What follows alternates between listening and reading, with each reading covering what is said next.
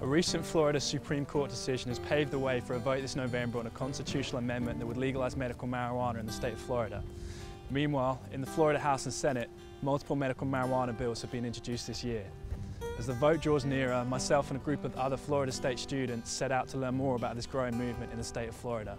Let it roll, just like a wagon wheel, just like a broke down wagon wheel. Well, me and my guitar, gonna tell it like it feels. In 1970, Richard Nixon began the war on drugs and made marijuana a Schedule I drug with the Controlled Substances Act. America's public enemy number one in the United States is drug abuse. In order to be categorized as a Schedule I drug, the substance must have a high potential for abuse, no medical use, and not safe to use without medical supervision. Schedule I drugs include heroin, LSD, and ecstasy. But recently, the attitude of the American public about marijuana has been changing. We took to the streets and found that most of the people we talked to were supportive of medical marijuana. I see it changing, I see the atmosphere changing, and people being more open like I am. For that type of purpose, yes. Just for medical purposes? Medical purposes, yes. But not for recreation? Not for recreation, no. Yes, medical marijuana should be legalized in Florida, given that it does have great benefits, though it should have more research done upon the effects. As long as it's regulated and it is for medical use. If we're gonna have that illegal, there's also other substances that do similar things to your brain chemistry that should also be dubbed illegal then. Anything that we can do to help anybody with a medical condition is needed. We went to the Capitol building in Tallahassee to talk to State Representative Joe Saunders. He introduced a bill this year that would set up a framework for legal medical marijuana in the state of Florida. What it does is opens up a conversation about the constitutional amendment. So we took the constitutional amendment and the things that it would do. The amendment requires the Department of Health, for example, the amendment we'll be voting on in November, requires the Department of Health to create a framework by which licensed physicians could prescribe medical marijuana to people who they thought really needed its medical benefits in Florida. This bill builds on that. The bill has been named after medical marijuana patient Kathy Jordan. A newly filed Senate bill would allow severely sick Floridians to buy cannabis with a doctor's recommendation. About 20 years ago, Kathy was diagnosed with Lou Gehrig's disease. And this is a really, really hard disease. It's almost entirely physical. And when she was first diagnosed, the story she tells is that she was told by her doctors that she would have maybe 5 years to live. Maybe 2 years into her disease, somebody in her life introduced her to the medical properties and benefits of marijuana. And the way she tells the story is that it has extended her life. 20 years later, she's alive and she's advocating and she's, a force of nature. Somehow, this cannabis is keeping her alive. We want it passed as soon as possible so she can get her medicine without the threat of going to jail. One of the biggest concerns about this bill is that it will make marijuana more available for recreational use. If people want access to recreational marijuana, they have it. Ask any college kid at FSU or even UCF. If people want access to marijuana right now, whether it's legal or not, I think they're getting it. Now, that's not to say that we shouldn't be mindful and thoughtful about public safety and about holding people accountable when they break our laws. But the truth is that laws in Florida today, as they're written, treat people who are really sick as criminals. We traveled to Ocala, Florida, to talk to some more patients who believe that, like Kathy Jordan, they too would benefit from medical marijuana. My name is Diane Gracely.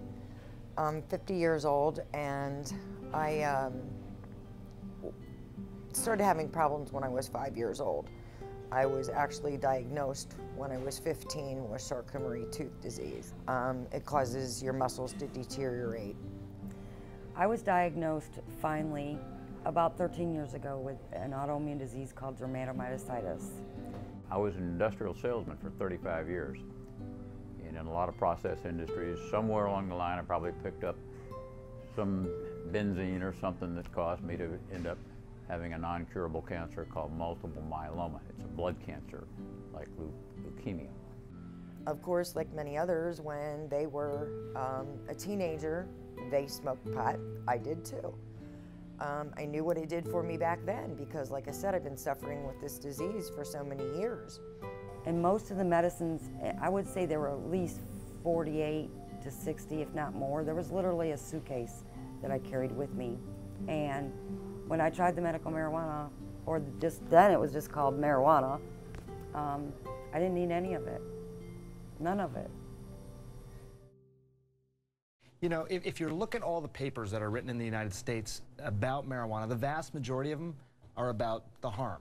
That we fund studies on harm, we don't fund studies on benefit nearly as much. So it gives a distorted picture. But you know, I didn't look far enough, I didn't look deep enough, I didn't look at labs in other countries that are doing some incredible research. I didn't listen to the chorus of patients who said, not only does marijuana work for me, it's the only thing that works for me.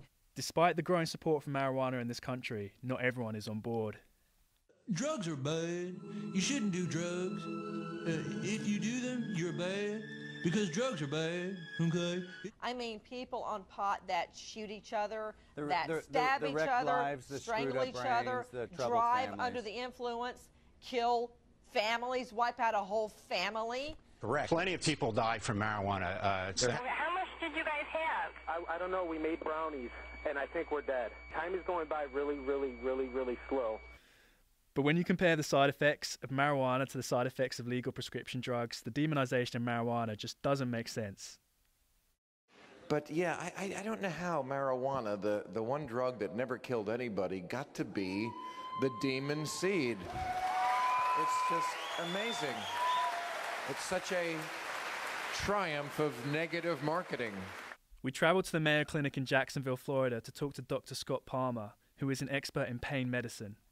We wanted to talk to him in order to get a better idea about what kind of side effects can be caused by legal prescription drugs. Well, the most obvious side effect would be overdose with respiratory arrest and possibly death, or coma or anoxic brain injury. Other effects would be leading on to a more established addiction to those medications. So they tried me on a fentanyl patch. That almost killed me. Another dangerous medication would be fentanyl, which is 100 times stronger than morphine, and it's typically used in cancer patients who are in severe pain and have been on opiates for a long period of time. Marijuana is not a gateway drug. Marijuana basically is an exit to our narcotics. The people, all of us who want off narcotics and want that option to have access to marijuana, because we all know it helps us better than the narcotics do.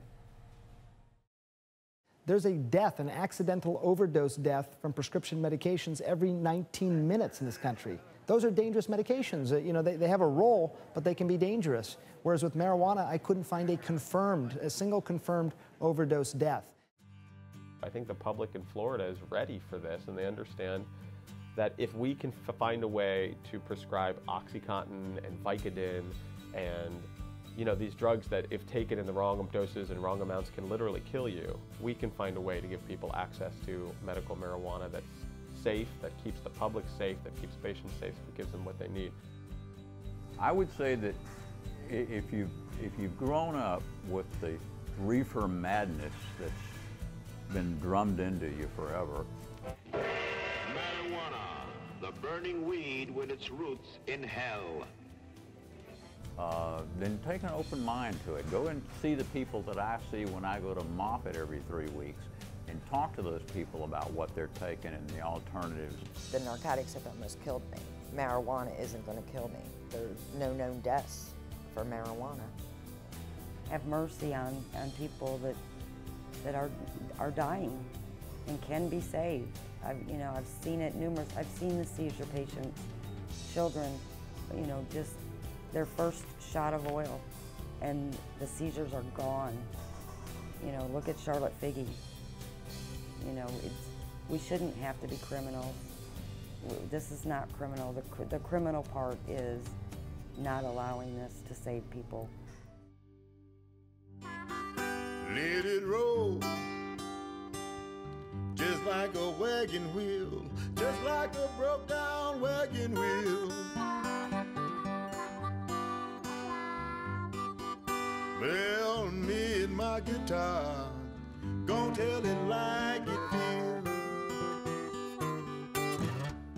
Let it roll, ain't gonna be wasting time, ain't gonna be wasting my time.